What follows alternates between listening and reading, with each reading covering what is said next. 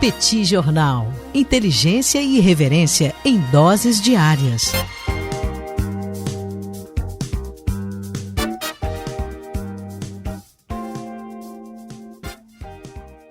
Olá, gente. Bem-vindos, bem-vindas ao Petit Jornal. Esse é o bate-papo número 1093.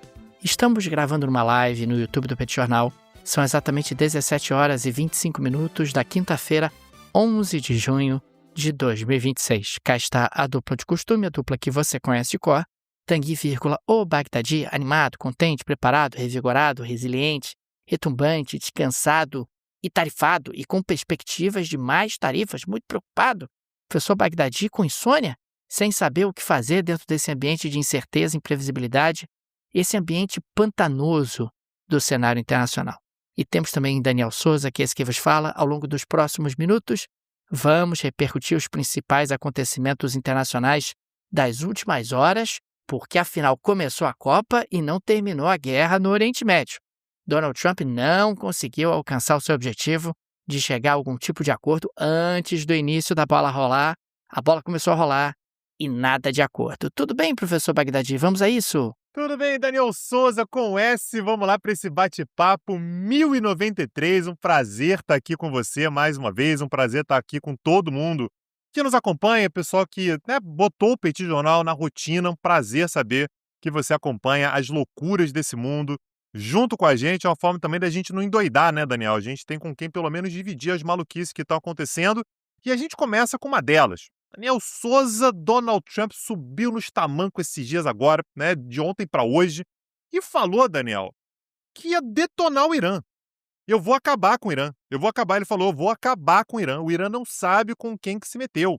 E aí teve aquele helicóptero, né, que foi derrubado, né, segundo os Estados Unidos, foi de fato abatido em cima do Estreito de Hormuz, né, caiu, portanto, no Golfo Pérsico, ou perto ali do Golfo Pérsico, não ficou claro exatamente aonde. Os tripulantes foram resgatados, enfim, estão bem de saúde, mas de qualquer maneira, o que a gente ficou sabendo era que Donald Trump ia acabar com o Irã, disse ele, abro aspas, os Estados Unidos atingirão o Irã, aí caixa alta, tá? Aquele jeito que ele gosta de colocar nas redes sociais, muito forte essa noite, ponto. Aí volta para letras normais. Em algum momento, em um futuro não muito distante, tomaremos a ilha de Karg. A gente já falou sobre a ilha de Karg aqui, é por onde passa boa parte aí das exportações de petróleo iranianas, e outros pontos de infraestrutura petrolífera, e assumiremos controle total de seus mercados de petróleo e gás, assim como fizemos com a Venezuela. Ele disse, inclusive, Daniel, que o que ele queria fazer com o Irã, os Estados Unidos não tinham estômago. Pô, meu amigo, para os Estados Unidos não ter estômago para fazer alguma coisa militar, você imagina o que era, viu? Ele disse que não sei se os Estados Unidos têm estômago para fazer o que eu estou pensando com o Irã. E o Peter Hegseth, que é o secretário de Defesa, foi na mesma linha. Ele falou, se precisarmos negociar com bombas, negociaremos com bombas. E somos muito bons nisso. Frase de filme, né, Daniel? Frase de filme, ameaças sérias. Aí eu comecei a me preparar, né? Falei, pô, a cobertura do Petit Jornal vai ser longa no dia de hoje, né? A gente vai ter muita coisa para ser dita, até que, de repente, não mais que de repente, Donald Trump anunciou o cancelamento dos bombardeios planejados contra o Irã para essa noite agora de quinta-feira. Tá tudo planejado, estava com tudo já automatizado ali, né? Os ataques iam acontecer e foi tudo cancelado. Segundo ele, tivemos avanços cruciais de última hora e a guerra vai acabar, Daniel. A guerra vai acabar. Eu tô com a impressão que eles estão andando em círculos, viu, Daniel? Porque o Donald Trump tá dizendo que vai acabar com o Irã e que a guerra tá prestes a acabar, tá pra base dos 3 meses aí, tá? Então aqui, mais uma vez, Donald Trump disse que ia tratorar o Irã, mas que tivemos avanços de última hora e que não vamos mais atacar. E o Irã disse, Daniel, que se me atacar, pode vir. Se me atacar, segura aí, porque vai ter retaliação. O Irã nunca confirma que as negociações estão avançadas, que vai acabar, não sei o quê. Mas o fato é que nós tivemos mais um taco, Daniel Souza. De novo, Donald Trump recuando. Eu acho que essas aqui foram as ameaças mais sérias que ele fez, né, ao longo das últimas semanas. E, portanto, é um recuo que chama atenção, né, dá a impressão de que não sabe exatamente como é que vai fazer e que ameaça para ver se o Irã recua sem precisar agir militarmente. Mas o fato é que estava tudo agendado, tudo pronto, mas os ataques foram cancelados, Daniel. Agora, Tang, me parece que o Donald Trump ele não consegue encontrar uma vitória para proclamar internamente, né? Esse é o principal problema. Ele volta para casa e diz o quê? Né? Diz que o Irã saiu fortalecido, o regime iraniano continuou, o Ayatollah pai foi trocado pelo Ayatollah filho, o Irã agora controla o Estreito de Hormuz e a inflação disparou? E não conseguiu acabar com o programa nuclear, né? O programa nuclear continua. Não conseguiu acabar com o programa nuclear, aliás, boa parte do arsenal até iraniano acabou sendo relativamente preservado, continua tendo um poder de fogo relevante. Como é que você volta para casa diante de um cenário como esse, sem ter uma vitória para chamar de sua e com uma desorganização desse tamanho da economia mundial? Portanto, me parece que o tempo todo o Trump fica pressionando o Irã, como quem diz, pelo amor de Deus, me dá uma vitória para eu ir embora. Me dá uma vitória, qualquer coisa, diz aí que você aceita alguma das minhas condições, porque assim eu me mando daqui. E a postura iraniana tem sido muito a postura ao contrário disso, dizendo, não, agora que você veio, você vai ficar até você se arrepender, até você pagar todos os teus pecados, porque eu não quero que você volte aqui nunca mais. Nunca mais eu quero que você cogite vir aqui atacar a República Islâmica do Irã. Aliás, no dia de hoje, o presidente do parlamento, que é o principal negociador iraniano, o Mohammad Ghalibaf, ele disse o seguinte, abre aspas, estratégias inadequadas e decisões impulsivas vão destruir a infraestrutura energética, explodir os mercados e criar um atoleiro sem fim, do qual não conseguiriam sair por anos. Vão descobrir um Irã diferente, fecha aspas. É mais ou menos o seguinte, os iranianos dizendo aos Estados Unidos, eu posso viver nesse atoleiro aqui por muito tempo. Quem não aguenta viver nesse atoleiro são vocês. Vocês aí que têm midterm elections para enfrentar nesse ano e que estão preocupados com a popularidade do presidente Trump. Então, se vocês vierem para cima de mim, podem vir, porque eu vou retaliar, eu vou fazer aqui do Golfo Pérsico um inferno, vou desorganizar a economia mundial e me parece que quando você fala de um atoleiro por anos, não é hipérbole. Dependendo do nível de destruição de infraestrutura energética, são anos para recuperar realmente aquilo que eventualmente é destruído. Consequentemente, esse é um dos elementos que faz com que o Trump recue. O Trump olha para isso e diz, bom, blefei, pressionei, o Irã não recuou, ele tem pouco a perder, não está com medo de ser atacado e se for atacado vai retaliar em grandes proporções, o que para mim vai ser até pior do que se eu recuar e, consequentemente, não atacar. É um impasse muito grave no qual os Estados Unidos se meteram. É um nível realmente de primarismo no que diz respeito à postura dos Estados Unidos muito impressionante. Os Estados Unidos eles deveriam ter ali uma estratégia mais bem construída para uma região tão sensível como é o caso do Oriente Médio. Os antecessores do Trump não atacaram o Irã porque tinham uma razão. Mas o Trump achou que com ele ia ser diferente. Ele acreditou no Netanyahu, que iam derrubar o regime iraniano com o peteleco, o que não aconteceu, e a economia mundial sofre as consequências disso. A gente está falando de um ambiente com mais inflação, menos crescimento, uma energia mais cara, e as consequências elas tendem a permanecer por bastante tempo por conta de um passo mal dado pelo presidente dos Estados Unidos. E não adianta nem a gente pensar assim, não, mas a consequência econômica vai ser só nos Estados Unidos. Não é, porque se você tem mais inflação nos Estados Unidos, a tendência, a gente não sabe se isso vai ser aplicado, porque acabou de mudar o presidente do Fed, o cara foi indicado pelo Trump e tal, mas a tendência é que você tenha juros mais altos. Se você tem mais juros mais altos nos Estados Unidos, a tendência é que tenha juros mais altos no mundo todo, inclusive no próprio Brasil. Então as consequências elas são em cascata, né? E elas vão atingindo todo mundo. E aí o que é fundamental para todo mundo, né, é fazer um bom planejamento financeiro. É você pensar que o dinheiro que você tem hoje, para que ele possa garantir que lá na frente você tenha uma aposentadoria tranquila, ele tem que ser bem administrado. Quem pode te ajudar muito nisso, aliás, de forma completa, é a Rio Claro Investimentos. É uma gestora completa. Eu sempre fico muito admirado com o trabalho da Rio Claro, porque ela traz todas as soluções que você precisa para pensar exatamente nessas soluções de longo prazo. Lembrando que, quando a gente pensa no longo prazo, vai ter período de estabilidade, período de crescimento, vai ter período de crise. A gente está vivendo agora um período de crise, então saber pensar no longo prazo é fundamental. Tem um link na descrição desse episódio, que é a forma que você tem de entrar em contato com a Rio Claro Investimentos e pensar lá na frente, né? Pensar nesse planejamento para que você tenha uma aposentadoria tranquilo, a despeito dos momentos de instabilidade que a gente tem vivido. Aliás, diante de um cenário de tanta instabilidade, o auxílio profissional para a gestão do seu patrimônio se torna ainda mais necessário. E ainda mais a gestão da Rio Claro, justamente que é uma gestão profissional focada 100% no interesse do cliente. Link no descritivo desse episódio. Clique, conheça o trabalho da Rio Claro, converse com eles, saiba como eles trabalham, que eu tenho certeza que você vai gostar. A Rio Claro, ela pode fazer a gestão do seu patrimônio nas mais diferentes dimensões. Pode pensar em questões tributárias, pode pensar em internacionalização para muito além dos Estados Unidos, de tal maneira que seu patrimônio fique protegido, renda e você possa, no longo prazo, realizar todos os seus sonhos, todos os seus projetos, eventualmente pensar numa aposentadoria. Isso tudo é possível com uma gestão profissional de patrimônio e por isso fica aqui a nossa recomendação da Rio Claro Investimentos, link no descritivo desse episódio. Agora, professor Bagdadi, vamos ao que interessa. Hoje começou a Copa do Mundo.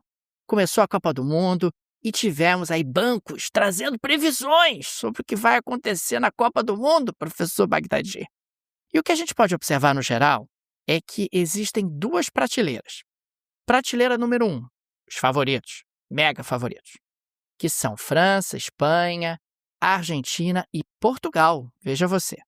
Prateleira número 2, os menos favoritos. Aí lá estão Inglaterra, Alemanha, Holanda e Brasil. E tem o resto, né? O resto não está nem em nenhuma dessas duas prateleiras. Mas, claro, dentro dos favoritos tem os que são mais favoritos. O Goldman Sachs, por exemplo, coloca a Espanha como favorita, 26% de chance contra a França, 19%, e a Argentina, 14%. O Bank of America coloca a França como campeã. Nós temos aqui também o Opta, colocando a Espanha como campeã. A Unicredit coloca a Argentina como campeã. A XP coloca o Brasil em quarto lugar, com 6% de chance de título. E por aí vai, Tanguy. O que eu quero destacar aqui é que a França vai ser campeã. Vamos profetizar isso aqui no Petit Jornal. A França será campeã. E dessa maneira aqui, nós podemos colocar um pé gelado na seleção francesa para que ela não vá adiante, para que ela fique pelo caminho. Espanha e França, fiquem pelo caminho. Estamos profetizando aqui, torcendo muito para que vocês sejam as campeãs, só que não. Então, tomara que vocês fiquem na primeira fase e possamos ter aí outras seleções ficando para trás, ou melhor, ficando para frente, avançando no lugar de vocês, que não serão bem-sucedidas nessa Copa, apesar de todos esses prognósticos, que a gente sabe que essas previsões estão sempre furadas, elas sempre erram. E Espanha, França e Argentina não serão campeãs dessa Copa do Mundo, tenho certeza. Bom, o Daniel trouxe essa pauta só para poder dizer que Portugal está entre os 4 favoritos aí, e só para poder, né, polemizar aí com relação aos outros 3 que estão na primeira prateleira. Beleza, Daniel Souza. Então, vamos acompanhar, tem muita Copa do Mundo pela frente. Portugal tem um belíssimo time, capaz de chegar realmente longe, Daniel Souza. Então, estamos torcendo aí também para Portugal ser campeão. Diga. Ô, Tanguy, eu queria só, ainda falando sobre Copa do Mundo, destacar a crise dos ingressos, porque quase 180 mil ingressos ainda estão disponíveis nas plataformas oficiais de revenda. O preço médio caiu 20% no último mês. O portal da FIFA listava exatamente 176 mil ingressos disponíveis na última terça-feira, apenas para a fase de grupos. Temos aí 16 mil ingressos sem comprador para os Jogos do Irã, com assentos mais baratos na casa de $138 americanos, 4.400 ingressos ainda disponíveis para a estreia dos Estados Unidos contra o Paraguai. Nós temos aí ingressos a mais de $800. A Football Supporters Europe acusou a FIFA de traição monumental porque os preços estão 5 vezes mais altos do que 2022. Procuradores de Nova York e Nova Jersey abriram investigações sobre os preços que estão absolutamente abusivos e eles querem observar se há algum tipo de crime a ser investigado. Afinal, em Nova Jersey, tem ingressos aí que oscilam entre $4.185 e $8.680. dólares. A FIFA tinha a meta de arrecadar 3 bilhões de dólares com ingressos nessa Copa, mais de 3 vezes o obtido no Catar em 2022. Agora, se as arquibancadas estiverem relativamente vazias, vai ser um constrangimento para a entidade, até porque tem muito jogo aí, Tanguy, que o pessoal não está muito interessado em assistir, ainda mais se tiver que pagar centenas de dólares para assistir algumas peladas que estão previstas aí para a primeira fase. Vamos acompanhar, mas algo me diz que a FIFA foi ambiciosa demais e, consequentemente, está experimentando aí vendas abaixo do esperado. Daniel, queria falar sobre um país que não está na Copa, o que é uma vergonha, né? Você tem uma Copa com 48 seleções, você não está na Copa, você é aquele que é meio zoado pelos outros, né? Mas eu queria falar sobre a apuração das eleições, né? Da eleição presidencial no Peru. Daniel, eu já vi muita apuração muito próxima, assim, com, né, percentuais muito, muito próximos, mas a gente teve no dia de hoje, Daniel, uma aproximação entre os dois candidatos do segundo turno, a Keiko Fujimori e o Roberto Sanches, que está na casa de 500 e poucos votos. É literal, isso aqui é quase distância, né, Daniel, de votação de eleição de síndico, né? Um condomínio um pouquinho maior aí. A gente tem, nesse momento, Daniel, na última parcial, né, 98,2% dos votos apurados, e Keiko Fujimori está um pouquinho à frente de Roberto Sanches. Só para a gente ter uma ideia, Daniel, de como é que é pouquinho mesmo, a Keiko Fujimori ela está com 50,002%. A gente teve que botar 3 casos decimais para apontar a diferença, enquanto Roberto Sanches, naturalmente, está com 49,998% dos votos. É uma diferença na casa de 500, menos de 600 votos de diferença. O que está acontecendo agora, Daniel, é que os dois eles estão um ultrapassando o outro, né, dependendo de qual área, né, de qual grupo de votos está sendo apurado. Toda vez que você tem um avanço na apuração na área rural, o Roberto Sanches sobe um pouquinho. Então ele tem mais votos, né, o reduto eleitoral dele é principalmente nas áreas rurais do Peru. Enquanto que os votos no exterior favorecem Keiko Fujimori. São naturalmente dois grupos de votos que são um pouco mais lentos de serem apurados, então toda vez que você tem um determinado grupo, o resultado muda em favor de um ou de outro. Agora, não vai ser nesses grupos, provavelmente, que a questão vai ser resolvida. Nós temos, nesse momento, 400 mil votos, que, principalmente da região metropolitana de Lima, que é uma região que é um reduto da Keiko Fujimori, que estão sob análise, Daniel, e que existe a possibilidade de serem recontados. Só para lembrar, a gente está falando sobre uma diferença ínfima de votos entre os dois, e quando a gente pensa nesses 400 mil votos, Daniel, eles representam 1,76% das sessões eleitorais. É uma quantidade de votos gigantesca. De novo, a gente está falando sobre uma diferença de 600, 500 votos. A gente está falando sobre 400 mil votos que provavelmente terão que ser recontados por acusações de irregularidade de um lado ou de outro.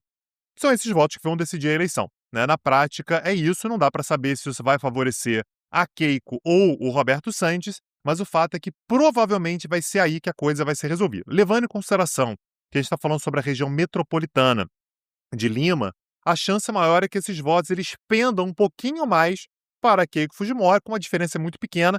A Keiko Fujimori, né, a campanha da Keiko Fujimori está muito otimista com relação ao que pode acontecer, enquanto a campanha do Roberto Sanches, né, enfim, o comitê eleitoral, né, do Roberto Sanches, convocou uma reunião de emergência com observadores internacionais para denunciar o que ele chamou de, abre aspas, desenvolvimentos estranhos, incomuns e questionáveis na contagem final.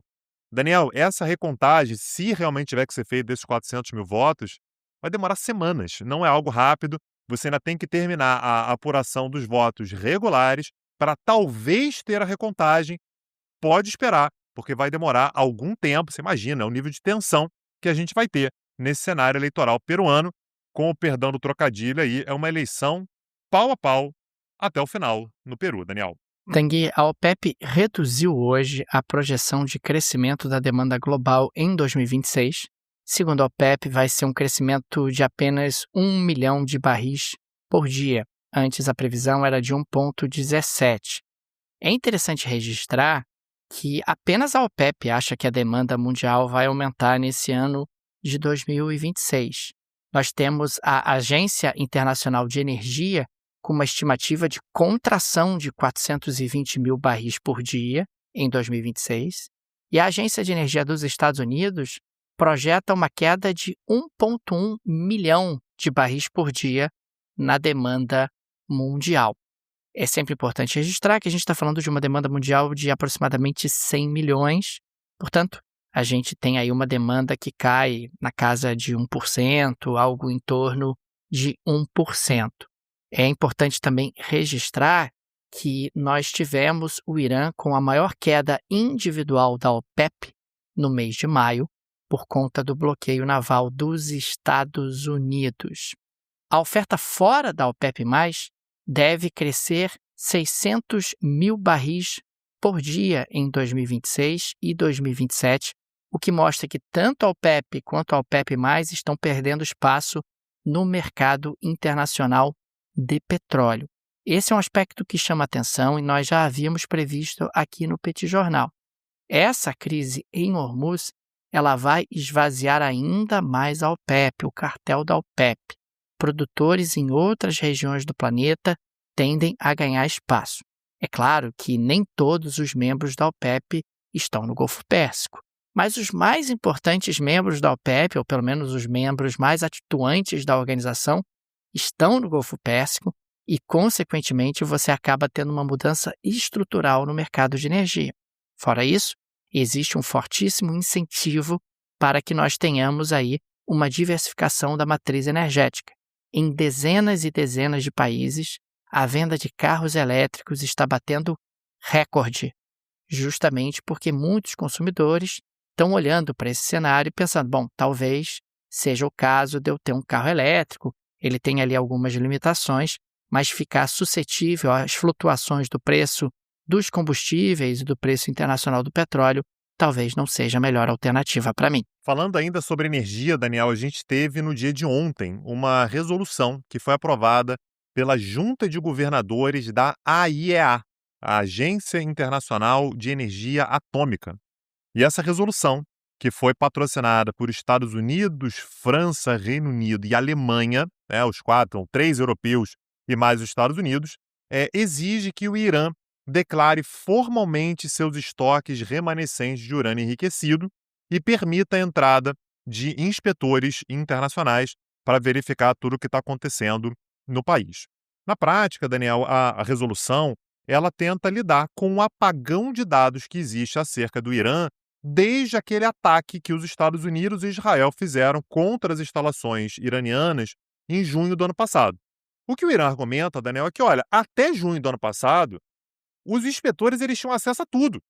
Desde o acordo que foi assinado lá durante o governo do Obama, os inspetores entravam aqui, sabiam tudo o que estava sendo feito, não tinha nada escondido, a gente tinha transparência. Agora, a gente foi atacado, a gente teve que, inclusive, esconder melhor o nosso urânio, porque sabe-se lá se isso pode ser atingido, é um problema de segurança, pode gerar radiação e tal. E agora a gente não vai deixar ninguém entrar, a gente não está em condições de deixar ninguém entrar para verificar o que está acontecendo, porque, segundo o Irã, é óbvio que se eu der acesso a inspetores, os Estados Unidos vão ficar sabendo onde é que estão as minhas reservas de urânio e, portanto, vão atacar. Se torna, portanto, uma questão de segurança. A Agência Internacional de Energia Atômica disse que, olha, não importa, eu preciso saber, inclusive para saber se você não está tentando fazer uma bomba nuclear. Agências de inteligência de países ocidentais, principalmente desses quatro, então Estados Unidos, Alemanha, França e Reino Unido, e a própria Agência Internacional de Energia Atômica, estimam que a maior parte do urânio já enriquecido do Irã sobreviveu aos bombardeios e estão armazenados, portanto, em locais protegidos e que o Irã teria 440 quilos de urânio enriquecido a até 60% de pureza. Lembrando, para gerar energia, você precisa enriquecer o urânio a 5%, para fazer uma bomba nuclear é a 90%, o que significa que a preocupação de todo mundo é, agora que a gente não tem acesso ao que eles estão fazendo, sabe-se lá se o Irã está enriquecendo urânio a 90%. Claro que num cenário de guerra tudo é mais complicado, foi bombardeado ano passado e tal, mas pode ser que esteja fazendo. Isso seria suficiente para você fazer até 10 armas nucleares mais rudimentares. Você fazer armas nucleares um pouco mais sofisticadas, você precisa de mais urânio, mas o Irã, Daniel, se for esse o objetivo, Ele não precisa de arma nuclear sofisticada, não. Uma arma nuclear rudimentar já é suficiente para gerar uma ameaça para todos os países ao seu redor, para Israel, para outros aliados americanos. Então a gente tem nesse momento um impasse. O que o Irã está dizendo é a Agência Internacional de Energia Atômica e os países ocidentais estão tentando jogar a culpa na gente. A gente foi atacado. Nós fomos atacados e agora estão querendo dizer, mas vocês não trazem os dados para a gente. Enfim, Daniel, é sempre um caso complexo e mostra como é que uma solução para a guerra que passe pela questão nuclear é muito difícil a gente conseguir no curto prazo. E improvável que a gente consiga um acordo que envolva Estados Unidos, a IA e o Irã. Quando a gente fala sobre a questão nuclear, se a gente considera que esse é um dos temas centrais de qualquer tipo de negociação, Daniel, vai demorar muito para a gente conseguir ter algum tipo de acordo, porque as posições elas são muito, muito distantes. Tanguy, podemos avançar para a jaleia da Shakira de hoje, terminando com uma nota um pouco mais leve. Shakira, que se apresentou na abertura da Copa, tenho certeza que ela nos cumprimentou, fez ali, né, uma homenagem ao Petit Jornal. Falou, ela mandou um abraço, ela mandou um abraço pro Petit Jornal, sim. Pô, o Petit Jornal que é fundamental na internacionalização da Shakira. Fundamental. Daniel Souza, eu fiquei sabendo que eu trouxe aqui, né, cheio de informações e tal, o que está acontecendo lá na eleição do Peru e tal, mas aparentemente a questão está absolutamente resolvida, é verdade? É verdade, Tanguy, está resolvida. Eu não sei por que você tem dúvida de quem será o novo presidente do Peru. Eu aviso a você que o novo presidente do Peru será Roberto Sanches. Como é que eu sei disso? Porque xamãs peruanos fizeram uma cerimônia conhecida como La Limpia de Cuy Negro, e chegaram à conclusão que o Sanches vai vencer. Desculpa, como é que é o nome da cerimônia? Desculpa, como é que é o nome da cerimônia? Anote, tome nota. La... Por favor, La... Limpia... de... Cuy... tá? Negro. Tá. Ok. Aí, La Limpia tá bom. de Cuy Negro, tá? Esse é o nome da cerimônia que os xamãs realizaram no Peru para justamente descobrir, afinal, quem seria o vencedor dessa peleja entre Keiko Fujimori e o Roberto Sanches, e chegaram à conclusão que Roberto Sanches é o vencedor. Roberto Sanches será o vencedor porque La Limpia de Cuy Negro, a cerimônia xamã, definiu dessa forma. Perfeito. Então, agora sabemos já. Então, peço desculpa aí por ter gastado tempo do podcast falando sobre apuração, o que Fujimori e tal. Já sabemos quem será o vencedor. E, Daniel Souza, dessa maneira a gente vai deixar um super abraço, né, aos nossos ouvintes, pessoal que nos acompanha, pessoal que está acompanhando a eleição do Peru, está acompanhando a Copa do Mundo, está acompanhando o que acontece na América Latina, na Europa, na África, Oriente Médio, na Ásia, junto com o Petit Jornal. Um prazer ter vocês aqui. E todos esses temas, todas essas regiões estão lá no Petit Cursos. Se você quiser saber mais, tá tudo lá no Petit Curso, petcurso.com.br. Aliás, Daniel, tem um link que está na descrição desse episódio, lá na parte que está falando dos cursos, ali, Petit Cursos, que você clica e vai direto para o catálogo, para você ver todos os cursos que a gente tem lá. É o sistema de streaming, portanto, tornando-se aluno, você passa a ter acesso na mesma hora a todos aqueles cursos que estão por lá. Dá uma olhada no catálogo, que eu tenho certeza que você vai se interessar. Fica aqui também o nosso agradecimento e o nosso carinho aos apoiadores e apoiadoras do Petit Jornal. Vocês que ajudam a manter o nosso projeto de pé, fica nosso abraço a cada um de vocês. O Petit Jornal é uma mídia pequena, é um produto artesanal e o auxílio de nossos apoiadores é de fundamental importância e por isso registramos aqui o nosso agradecimento. Fica também o convite, se você gosta do nosso projeto, se ele faz diferença na sua rotina, considere nos apoiar. No descritivo desse episódio tem várias alternativas. Tem a chave Pix, que é uma forma prática, instantânea de apoiar o Petit Jornal. Chave Pix no descritivo desse episódio. Você pode, inclusive, ativar o Pix recorrente. Tem o link do Apoia-se, o link do Patreon. Tenho certeza que uma dessas alternativas será confortável para você. É isso, Daniel Souza. Amanhã a gente tem o Petit Invest, né? O nosso tradicional episódio da sexta-feira de manhã. Vai automaticamente para o feed do seu podcast para você poder acompanhar por lá também. Nos vemos, Daniel Souza. Um abraço e até a próxima. Valeu! Tchau, tchau! Petit Jornal. Inteligência e irreverência em doses diárias. Acesse www.petitjornal.com.br.